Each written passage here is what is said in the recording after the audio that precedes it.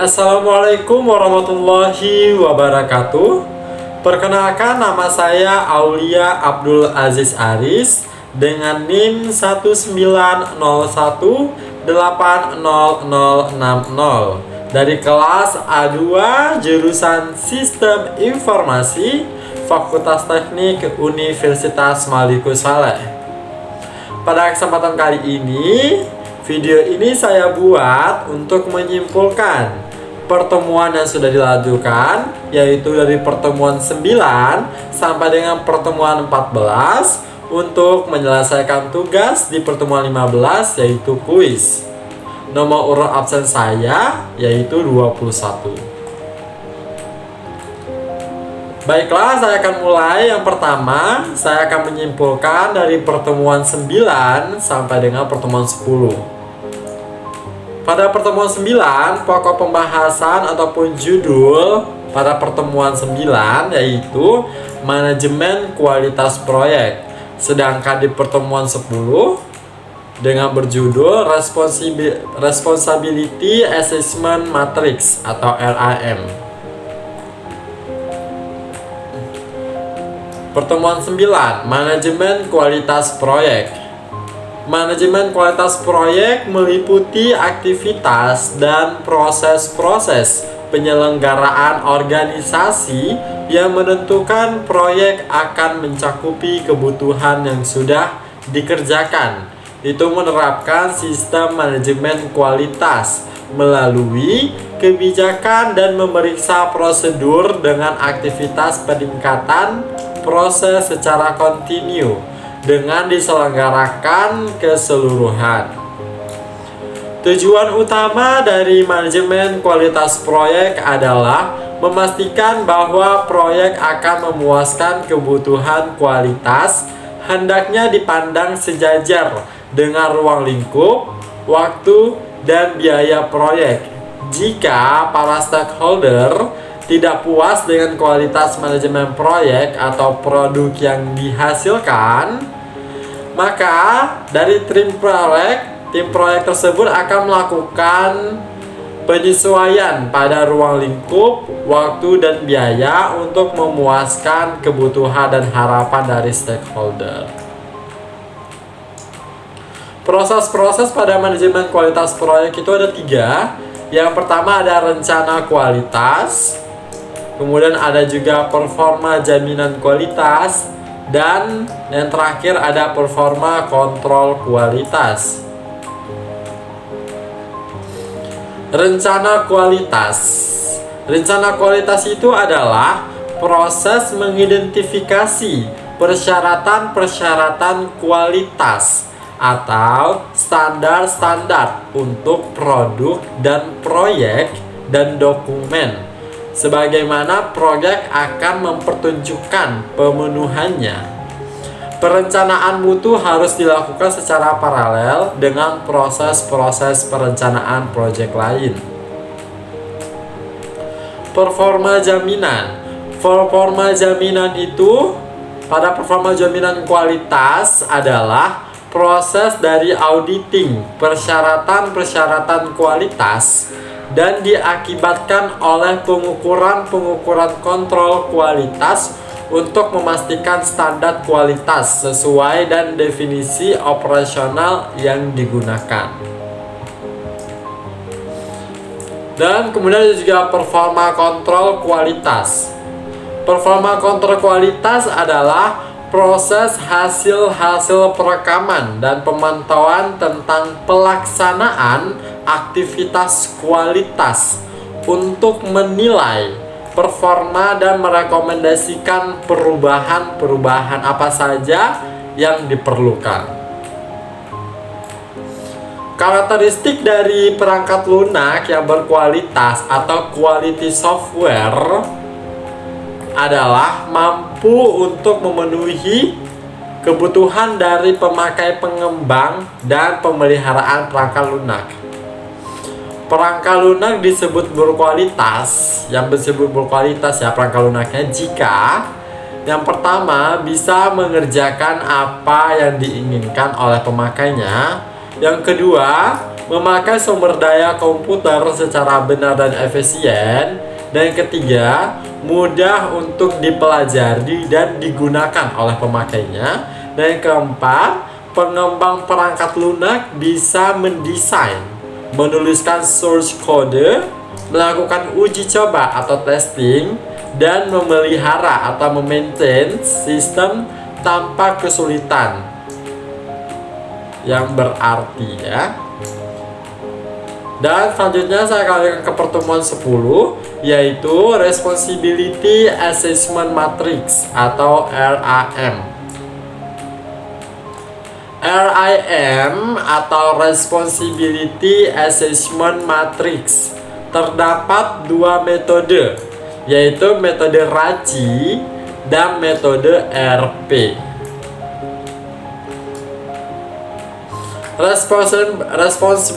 Responsible pada huruf R dari singkatan RACI adalah kepanjangan dari responsible atau tanggung jawab. Saat membagi tugas untuk menggunakan metode ini, responsible adalah orang yang bertanggung jawab untuk melakukan tugas yang sudah diembangkan hingga selesai. Dan kemudian accountable yang kemudian di huruf A pada RACI. Pertama tadi R yaitu responsible, kemudian A nya adalah accountable. Accountable adalah yaitu mereka yang bertanggung jawab dengan seluruh tugas yang dilimpahkan ke anggota timnya. Selain itu, mereka juga memiliki otoritas untuk mengambil keputusan yang terkait dengan penugasan. Peran ini sangat penting. Mengapa? Karena mereka harus bisa bertanggung jawab dalam setiap keputusan yang sudah diambil. Kemudian juga ada consultant pada huruf yang ketiga, yaitu pada metode RACI, yaitu C-nya adalah consultant. Consultant itu adalah mereka yang telah ahli di bidangnya. Pasalnya, mereka akan bertugas untuk memberikan informasi seputar proyek yang sedang dikerjakan. Biasanya ada beberapa orang yang berperan sebagai konsultan karena sarannya sangat diperlukan agar proyek bisa berjalan dengan lancar. Dan kemudian pada huruf terakhir pada metode RACI yaitu I, yaitu adalah informant. Informant yaitu adalah anggota yang selalu mendapatkan informasi tentang kemajuan dari proyek yang sedang dijalankan. Setiap ada keputusan dan perubahan yang dilakukan oleh tim harus selalu diberitahukan kepada seseorang yang masuk ke dalam golongan ini. Jadi metode RACI itu yang pertama responsible, accountable, consultant, dan informant. Metode RACI adalah suatu matriks yang efektif untuk membagi tugas dan tanggung jawab kepada para anggota tim. Untuk lebih jelasnya, menurut RACI Solution, sebenarnya RACI Matrix adalah suatu tool yang efektif untuk menjelaskan peran individu dalam suatu kelompok. Tidak hanya itu, metode ini juga dapat membantu setiap individu untuk memahami tanggung jawab pekerjaannya. RACI Matrix atau juga yang sering disebut sebagai RACI Model ini pertama kali diperkenalkan pada tahun 1950-an. Pada saat itu metode ini disebut dengan Decision Rights Matrix. Namun, kini RACI Matrix menjadi sebutan yang paling umum digunakan. Telah muncul sejak puluhan tahun yang lalu, membuat RACI Matrix sangat populer dan telah digunakan oleh banyak perusahaan besar di dunia. Dan kemudian ada juga metode RP. Metode RP ini adalah RP-nya ini adalah responsible performing, yang berarti performingnya mengerjakan, sedangkan responsible yang bertanggung jawab. Ini metode yang sangat simpel ya. Hanya terdapat dua doang dalam setiap anggotanya. Jadi saya akan lanjutkan pada pertemuan 11, dengan judul pokok materinya yaitu adalah manajemen komunikasi proyek. Manajemen komunikasi proyek meliputi proses-proses yang diperlukan untuk memastikan generasi yang sesuai dan tepat waktu, koleksi, distribusi, ruang simpan, perolehan kembali, dan di posisi terakhir informasi proyek. Komunikatif yang efektif menciptakan suatu jembatan antara stakeholder yang berbeda yang dilibatkan dalam suatu proyek, menghubungkan berbagai latar belakang organisasi dan budaya, tingkat keahlian yang berbeda, dan berbagai tingkat ketertarikan pembeli kepada penjual obligasi perspektif di dalam pelaksanaan proyek atau hasil. Proses-proses pada manajemen komunikasi proyek. Yang pertama ada identifikasi stakeholder. Nah, jadi identifikasi stakeholder ini apa? Identifikasi stakeholder adalah proses mengidentifikasi semua organisasi atau orang-orang yang dilibatkan oleh proyek dan dokumen informasi terkait mengenai minat mereka, keterlibatan, dan dampaknya pada kesuksesan proyek. Proyek stakeholder adalah organisasi-organisasi dan orang seperti para pelanggan, sponsor-sponsor, penyelenggara, organisasi, dan publik yang dengan aktif dilibatkan dalam proyek, atau siapa yang berminat bisa secara positif atau secara negatif dipengaruhi oleh pelaksanaan atau penyelesaian proyek.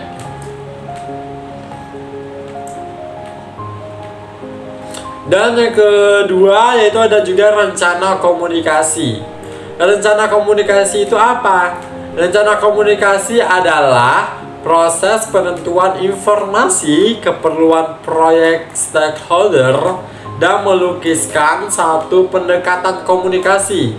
Rencana komunikasi memproses reaksi informasi dan kebutuhan komunikasi dari stakeholder. Dan yang ketiga ada distribusi informasi.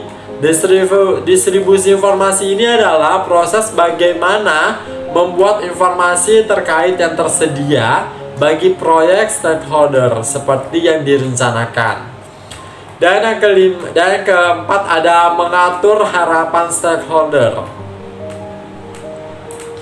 Mengatur harapan stakeholder adalah proses komunikasi dan bekerja dengan stakeholder untuk menemukan pengalaman dan isu kebutuhan mereka ketika mereka terjadi. Pengatur harapan membantu ke arah peningkatan kemungkinan kesuksesannya proyek dengan memastikan bahwa stakeholder memahami manfaat-manfaat dan resiko-resiko yang terjadi di dalam proyek. Dan kelima ada laporan informa. Laporan informa adalah proses pembagian dan pengumpulan performa informasi, termasuk laporan status, pengukuran kemajuan, dan peramalan. Laporan performa harus menyediakan informasi pada satu tingkat yang sesuai dengan untuk memastikan masing-masing pendengar. Dan yang keenam ada dimensi potensial aktivitas komunikasi. Pertama yaitu yang internal di dalam proyek dan eksternal yaitu yang di luar proyek. Seperti ada pelanggan proyek-proyek lain, media publik, dan lain sebagainya. Yang keduanya formal berupa laporan-laporan, memo-memo, dan pengarahan singkat dan informal berupa email, diskusi-diskusi khusus untuk suatu maksud. Yang tiga ada vertikal horizontal, naik dan turun, organisasi, dan horizontal dan panutan-panutan. Yang keempat penjabat berupa laporan berkala, laporan tahunan, terus ya bukan pejabat itu berarti komunikasi tidak boleh diumumkan. Yang kelima ada desa, dan yang tulisannya keenam adalah verbal dan non-verbal berupa modulasi suara atau bahasa tubuh. Dan baik, saya akan melanjutkan ke pertemuan 12, yaitu dengan judul video ataupun judul materinya manajemen risiko proyek. Proses sistematis untuk merencanakan, mengidentifikasi, menganalisis, dan merespon risiko proyek. Tujuannya untuk meningkatkan peluang dan dampak peristiwa dan mengurangi peluang dan dampak peristiwa yang merugikan bagi proyek. Manajemen risiko proyek meliputi proses-proses perencanaan dari pelaksanaan manajemen risiko, identifikasi, analisa, tanggapan perencanaan, dan kendali dan pemantauan dalam satu proyek. Sasaran dari manajemen risiko proyek adalah untuk meningkatkan dampak dan kemungkinan dari kejadian positif dan mengurangi dampak dan kemungkinan dari kejadian negatif di dalam proyek.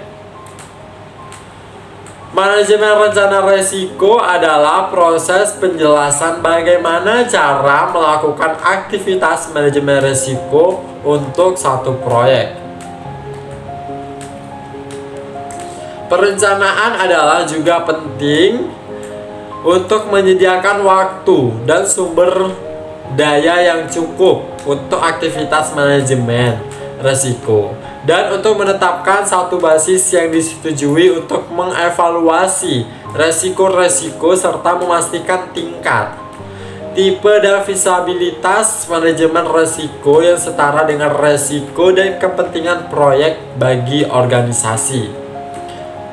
Identifikasi risiko adalah proses penentuan di mana resiko-resiko dapat mempengaruhi dokumen dan karakteristik proyek.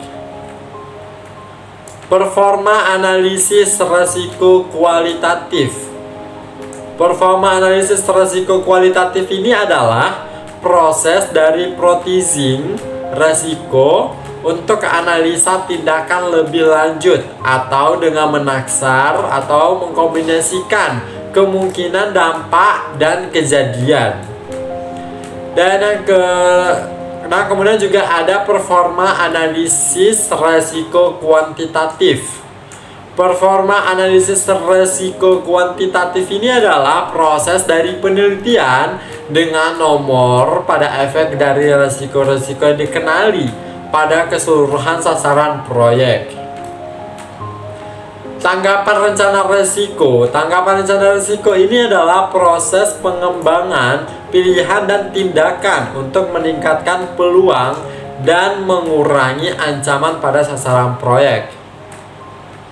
Monitor dan kontrol risiko. Monitor dan kontrol risiko ini adalah proses penerapan rencana tanggapan risiko pekerjaan mengikuti jalan risiko yang dikenai, pemantauan sisa risiko, mengidentifikasi risiko-risiko baru, dan mengevaluasi proses efektivitas risiko sepanjang proyek. Dan selanjutnya saya akan melanjutkan ke pertemuan 13 dengan judul pertemuan ataupun videonya manajemen pengadaan proyek.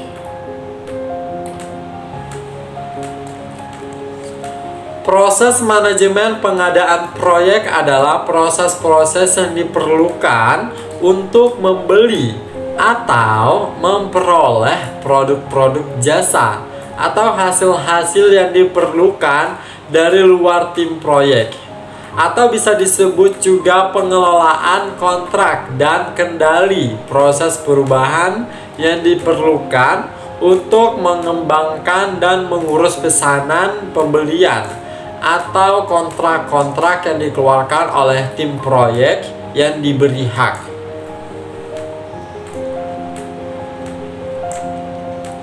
Proses-proses manajemen pengadaan proyek. Yang pertama ada rencana pengadaan.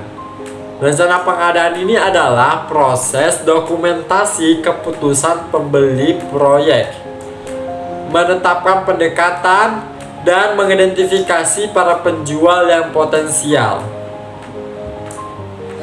Tipe-tipe kontraknya itu adalah yang pertama ada fixed price atau lump sum kontrak, memasukkan total harga tetap dari sebuah produk atau layanan.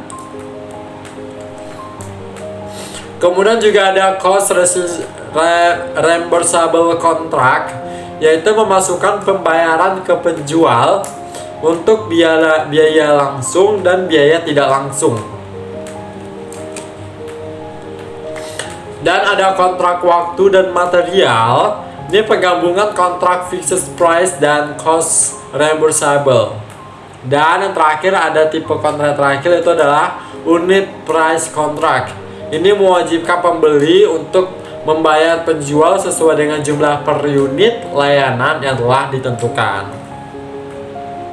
Dan proses dari pengadaan manajemen pengadaan proyek yang kedua, yaitu melakukan pengadaan. Nah, melakukan pengadaan ini adalah proses tanggapan peroleh penjual memilih seseorang penjual dan menganugerahkan sebuah kontrak. Untuk membuat sebuah kontrak statement of work atau SOW atau perjanjian, ada beberapa format atau template dalam pembuatannya. Ya, dalam membuat contract statements of work atau kontrak perjanjian, format yang pertama yaitu ada lingkungan kerja, ruang lingkup kerja atau lingkup kerja, kemudian juga lokasi kerja, periode kerja, jadwal produk yang dihasilkan, standar yang dapat diberlakukan, kriteria penerimaan, dan juga syarat-syarat khusus yang bisa dicantumkan di dalam kontrak tersebut. Dan yang ketiga dari proses manajemen pengadaan proyek, yaitu mengurus pengadaan. Mengurus pengadaan ini adalah proses memanage hubungan-hubungan pengadaan, pemantauan performa kontrak, dan membuat perubahan dan koreksi-koreksi jika dibutuhkan. Kegiatan pelaksanaan pengadaan biasanya yang pertama ada menentukan pihak-pihak yang bertanggung jawab dalam mengerjakannya, dan kemudian mengirim dokumen ke penjual yang potensial, dan memperoleh proposal atau penawaran, dan memilih penjual dan membuat kontrak. Dan proses yang keempat atau proses yang terakhir dari manajemen pengadaan proyek, yaitu menutup pengadaan. Menutup pengadaan adalah proses melengkapi masing-masing pengadaan proyek awal yang menghentikan satu kontrak adalah satu kasus khusus dari penutup pengadaan yang dapat diakibatkan oleh persetujuan timbal balik kedua belah pihak dan asumsi dari suatu pihak, atau untuk kenyamanan pembeli jika yang disediakan untuk di dalam kontrak. Dan kemudian saya akan melanjutkan ke pertemuan 14, yaitu Project Stakeholders Management.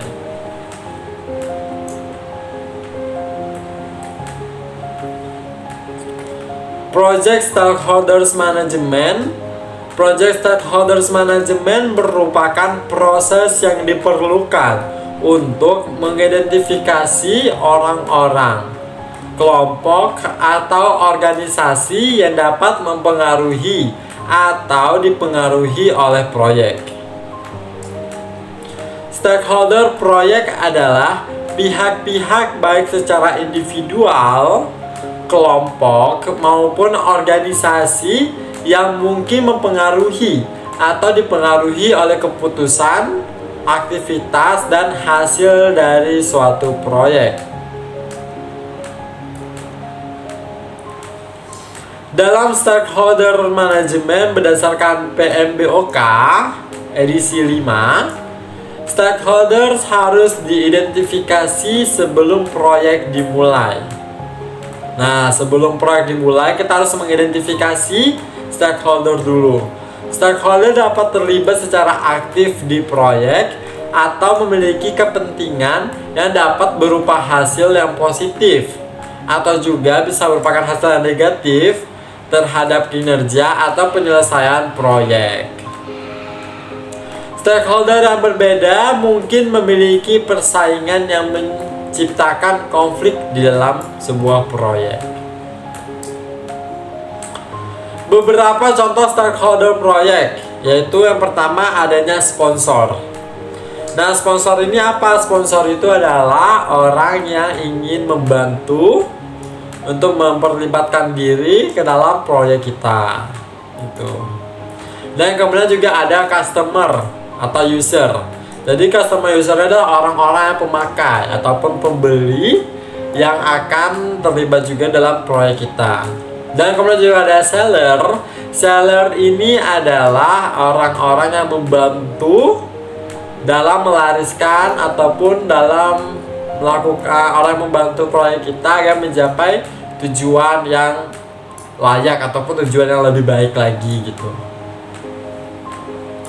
Kemudian juga ada business partner. Business partner ini adalah rekan kerja gitu. Misalnya kita ambil contoh, misalnya kita dalam pembuatan, misalnya proyek pembangunan gitu, ingin membuat sebuah bangunan gitu. Ya Pak, ke partner kita ataupun rekan bisnis kita itu bisa kita cari, misalnya kayak kita buat bangunan, otomatis kita butuh tiang, butuh semennya, butuh kacanya mungkin buat gedung yang mewah. Jadi kita cari rekan kerja yang saling membutuhkan gitu, seperti itu. Dan kemudian juga ada organizational group. Organizational group ini adalah grup organisasi yang untuk mendukung juga untuk membantu dalam sebuah proyek kita. Kemudian juga ada functional manager. Jadi functional manager adalah manajer fungsional gitu.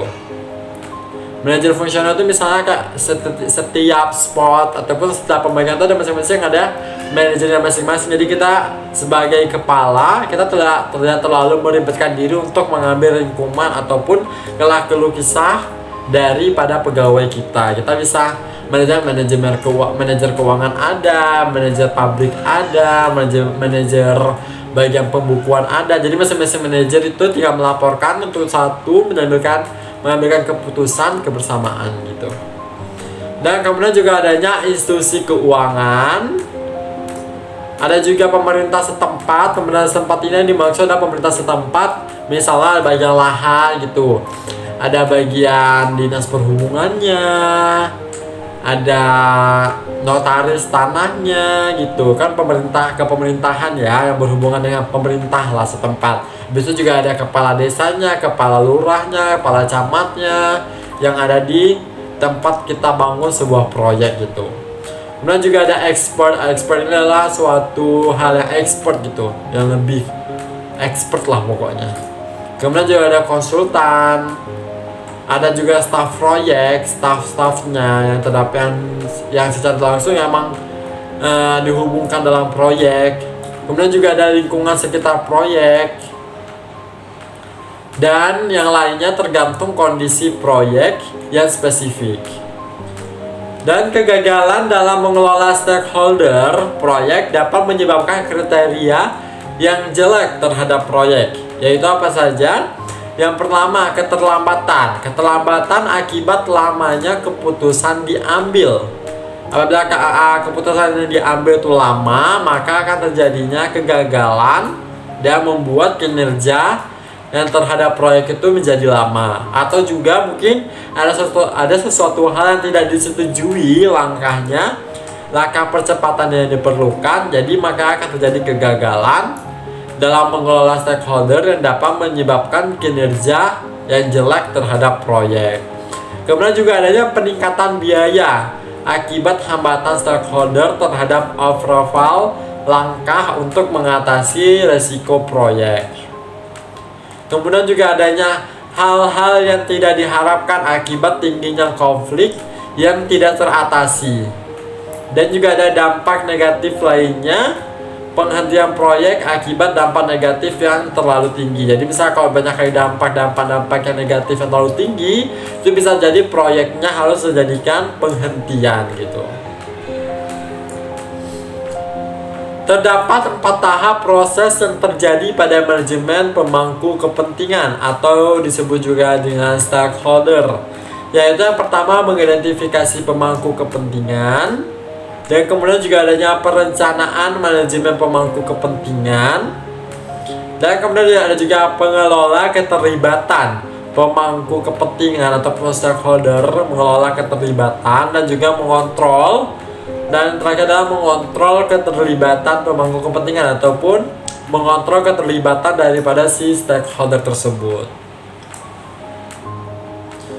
Baiklah, itu saja dapat saya sampaikan pada video kali ini. Saya simpulkan dari pertemuan 9 sampai dengan pertemuan 14 untuk memenuhi tugas kuis di pertemuan 15. Saya akhiri. Terima kasih atas segala perhatiannya. Saya mohon maaf atas segala kekurangan, kurang kata ataupun maupun kurang penyampaian ataupun kurang bahan yang dapat saya sampaikan. Saya akhiri, wabillahi taufiq wal hidayah. Wassalamualaikum warahmatullahi wabarakatuh.